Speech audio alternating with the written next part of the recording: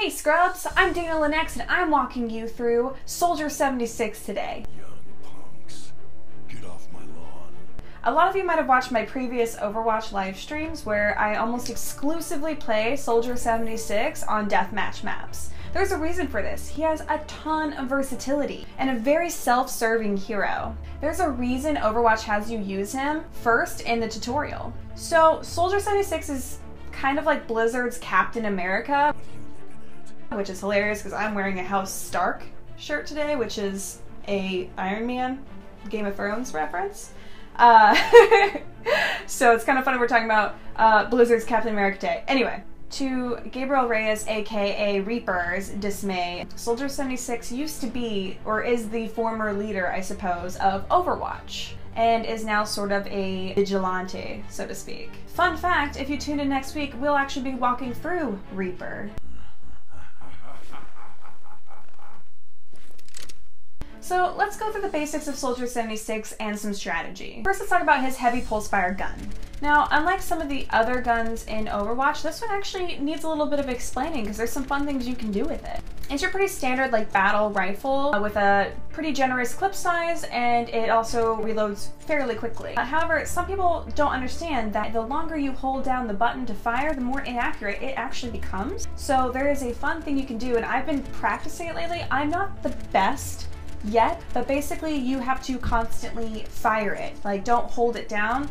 Keep hitting the fire because the first few bullets are the most accurate. Some people constantly just hit the trigger one by one, or you can do shorter, just controlled blasts. Whatever works for your playstyle, I would recommend to do. I'm personally trying to figure out how to constantly just rapid fire. There are things you can buy, apparently, that help you do that. I think that's kind of cheating to put that into a controller or do that with your mouse. So I prefer to learn to do it myself or just not do it at all. But to each their own, to each their own. Some people think that's kind of cheating, some people don't. I'll leave that up to you guys to decide. Another ability that he has is his Helix Rockets. It's basically kind of like a grenade launcher. It does have a long cooldown, it's about 8 seconds, so you kind of have to be smart with it a little bit. It does a lot of damage. The best way to use your Helix Rockets is not necessarily, well, depending on who the character is. If you know the character that you're up against one-on-one or whatever has very low health pool to start off with, you probably could get away with just firing it at them and they'll die almost instantly.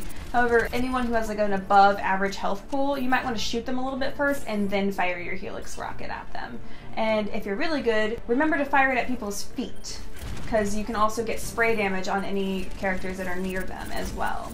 Speaking of firing at people's feet for spray damage, this is especially true for characters like Genji, who is a hard counter for someone like Soldier. He can fire your Helix Rocket back at you if you fire it at him directly. However, you can fire it at his feet or at a wall next to him and he will take some of that spray damage. This is, of course, assuming he hasn't already used his deflect. One of my favorite abilities about Soldier is actually his sprint button. Not only does this get you into battle faster, but it gets you out of the fire faster because, you know, sometimes it's better to run away from a fight than just die. You don't want to charge anybody up necessarily, and you know if you're in a fight where it's 2 or 3 on you, it's best to just run away rather than just be taken down and then end up, you know, kind of feeding the enemy. So it's great not only to run in, but to run away. And I can't express enough, run away if you have to. Like, don't feed the enemy. There's no point to feed an enemy if you don't have to. If you have the capabilities to run away, please do so. It's also great because sprint can get you behind enemy lines faster. If you know side routes on a particular map that you know nobody's around, you can go around people. So by all means, use sprint to flank around people. You don't have to play Soldier as a flanker necessarily, especially if there's already another flanker on your team. If you can, or if you don't have flankers on your team, you can also go behind enemy lines and pick people off one by one. Now, the reason that Soldier 76 is so great on Deathmatch is because of his bionic field. It's basically a can of healing whatever that you throw down on the ground or on a payload. It does ride with a payload, by the way.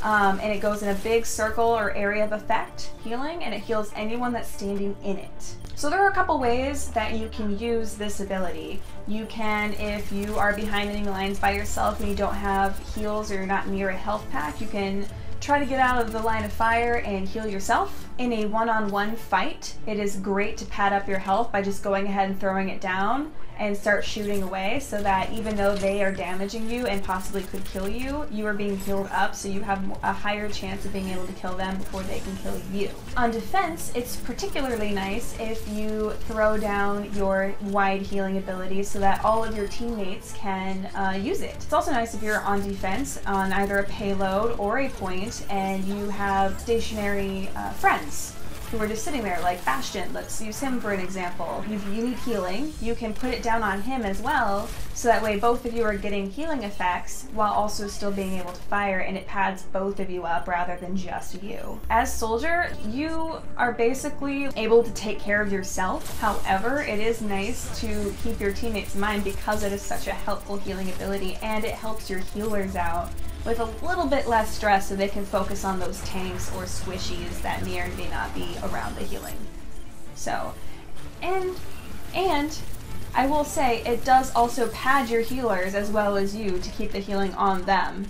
So you basically just never die. It's awesome. And now for the fun one, Tactical Visor, basically aimbot, guys. It assists you in aiming, so you almost can't miss, and you can just continually fire, and you also reload much quicker. But there's still some ways that you should use it. You shouldn't just go gung-ho on anybody, because it only kills one person at a time. It doesn't kill everybody at the same time. So you still need to aim and focus on certain enemies. So obviously you want to take out the squishies first, because the faster you take them out, the faster you can work on somebody else. It only shoots them in the chest, so you won't get any headshots or anything like that. But that's okay, because you're basically going to burst down anyone that you put it on. Most likely they are going to die. Tactical Visor actually reloads you when you pop it, so if you want to go ahead and completely empty a clip before ulting, go ahead and do that. That's probably the best option, so you can maybe get a tank down a little bit before putting it on, and then you can kill everybody and wipe an entire team. Another thing to note is you should always get into a place where you have the most line of sight. So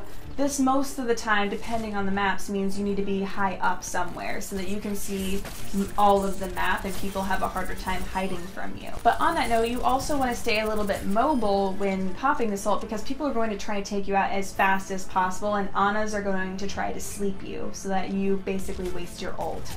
So get up high, pop that ult as quickly as possible. People are going to know you're ulting because they do get a warning. It does say, "I've got you in my sights," as it's doing it, so people are going to try and scatter and hide. So get up as high as you can to see them and start firing away. So there are some people that Soldier is particularly strong against, and he is a great counter to many very annoying heroes. Pharah, who is actually, funny enough, one of my favorite characters, but I know in the last few episodes, have kind of crapped on her a little bit. Soldier is a great counter to Pharah because she can't escape his ult, really. There's nowhere for her to go. And on top of that, like him aiming, and especially if you're doing the trigger thing that I mentioned, you can get her down pretty quickly.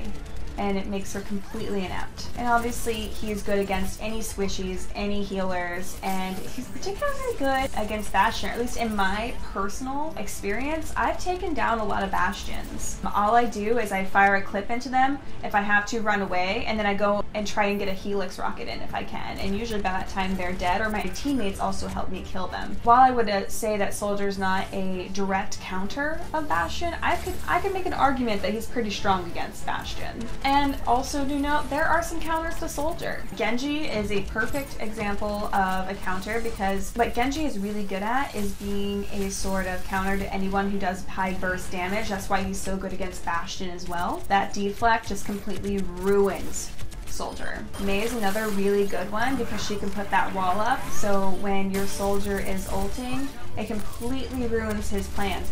It doesn't matter how high up you are most of the time, if people get behind that wall, there's nothing he can do about it.